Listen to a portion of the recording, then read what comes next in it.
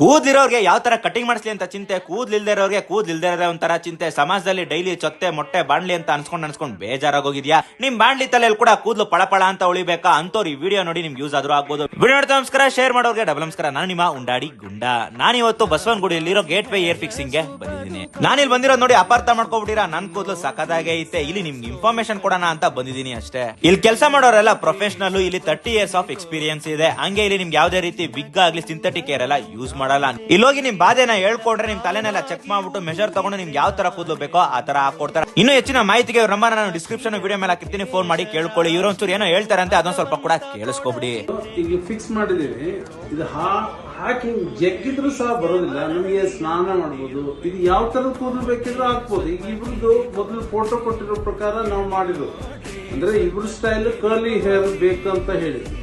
Curly hair ಬೇಡ, ನಮಗೆ plane hair ಬೇಕಂದವರಿಗೆ plane hair ಹಾಕ್ಬೋದು. ಯಾವ ತರ ಕೂದಲು ಬೇಕಿದ್ರು ಹಾಕ್ಬೋದು. ಮತ್ತೆ ಇದರಲ್ಲಿ ಸ್ನಾನ ಎಲ್ಲ ಮಾಡ್ಬೋದು.